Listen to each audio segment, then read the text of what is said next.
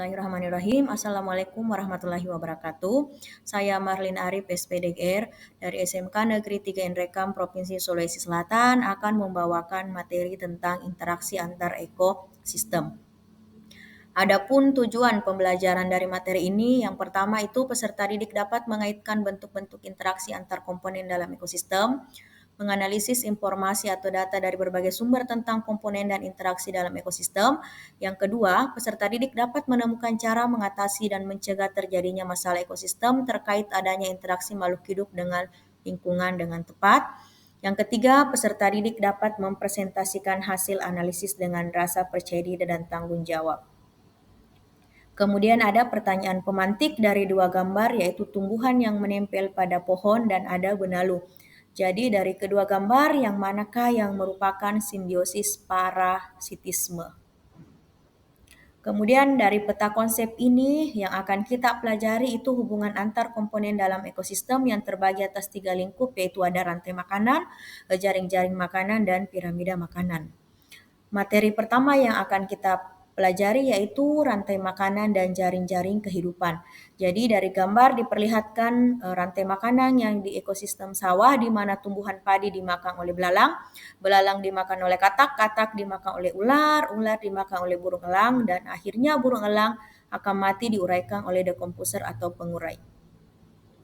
Dari rantai makanan itu diuraikan bahwa tumbuhan itu merupakan produsen, belalang disebut konsumen tingkat pertama, katak sebagai konsumen tingkat kedua, ular sebagai konsumen tingkat ketiga, dan elang sebagai konsumen tingkat keempat. Berkedudukan sebagai konsumen puncak yang merupakan konsumen yang tidak dimakan lagi oleh konsumen lain. Peristiwa rantai makanan ini secara berurutan mulai dari produsen, konsumen tingkat pertama, konsumen tingkat kedua, konsumen tingkat ketiga, sampai konsumen tingkat keempat. Pada rantai makanan terjadi perpindahan zat makanan dari sumbernya, yaitu tumbuhan, melalui sederetan makhluk hidup tertentu dengan cara makan dimakan.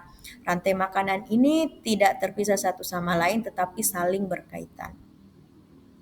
Kemudian lanjut di jaring-jaring makanan. Rantai makanan yang saling berhubungan itu disebut jaring-jaring makanan. Peristiwa makan dan dimakan dalam dunia kehidupan membentuk jaring-jaring kehidupan. Jadi yang ada di gambar itu adalah contohnya jaring-jaring makanan. Kita lanjut lagi ke energi dalam ekosistem. Sumber energi untuk organisme dalam energi adalah energi kimia yang terdapat dalam makanan. Makhluk hidup tidak mampu menciptakan energi, melainkan hanya memindahkan memanfaatnya untuk kebutuhannya. Jadi dari gambar ini akan diuraikan tentang perpindahan energi yang berlangsung dari matahari ke tumbuhan hijau. Uraian dari gambar tadi yaitu perpindahan energi berlangsung dari matahari ke tumbuhan hijau melalui proses fotosintesis. Energi cahaya diubah menjadi energi kimia. Sewaktu tumbuhan hijau dimakan herbivora, energi kimia yang tersimpan dalam tumbuhan berpindah ke dalam tubuh herbivora dan sebagian energi hilang berupa panas. Demikian juga waktu herbivora dimakan karnivora. Oleh karena itu, aliran energi pada rantai makanan jumlahnya semakin berkurang. Pergerakan energi di dalam ekosistem hanya satu jalur berupa aliran energi. Kemudian lanjut ke materi yang berikutnya itu ada tingkat tropik dan piramida makanan. Jadi ada gambar piramida makanan ini dapat diuraikan bahwa produsen yang bersifat autotrof selalu menempati tingkatan tropik utama, herbivora menempati tingkat tropik kedua, karnivora menduduki tingkat tropik ketiga, dan seterusnya. Setiap perpindahan energi dari satu tingkat tropik ke tingkat tropik berikutnya akan terjadi pelepasan sebagian energi berupa panas, sehingga jumlah energi pada rantai makanan untuk tingkat tropik yang semakin tinggi jumlahnya semakin sedikit, maka terbentuklah piramida ekologi atau piramida makanan. Lanjut di interaksi antar komponen ekosistem itu ada komensialisme. Ini merupakan hubungan antara dua makhluk hidup yang satu menguntungkan dan organisme lain tidak terpengaruh. Contohnya yaitu epifit yang tumbuh pada tumbuhan inang, tumbuhan anggrek yang hidup menempel pada pohon. Selain itu ada ikan remora. Kemudian lanjut ke mutualisme. Jadi mutualisme ini bentuk interaksi di mana kedua pasangan yang saling menguntungkan. Contohnya penyerbukan yang dilakukan oleh serangga dan dari gambar juga. Kemudian ada parasitisme. Ini hubungan antar dua organisme yang satu sebagai parasit dan yang lain sebagai inang. Parasit memperoleh keuntungan dari kehidupan bersama dengan mendapatkan bahan makanan, sedangkan inang akan dirugikan. Contohnya yaitu hubungan antara tumbuhan beluntas dan tali putri. Selain itu dijelaskan ada gambar. Kemudian lanjut ke contoh pola interaksi dalam ekosistem, yaitu ada kompetisi, predasi, dan simbiosis.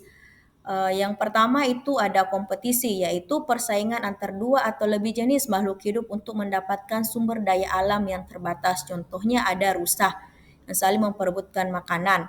Kemudian ada predasi, yaitu hubungan antara pemangsa dan mangsanya, bisa dilihat pada gambar. Kemudian lanjut ke referensi. Jadi ini di mana saya mengambil materi tentang interaksi antar komponen ekosistem ini. Kemudian ya sekian materi tentang interaksi antar ekosistem. Sampai ketemu di lain kesempatan. Assalamualaikum warahmatullahi wabarakatuh. Ya, terima kasih.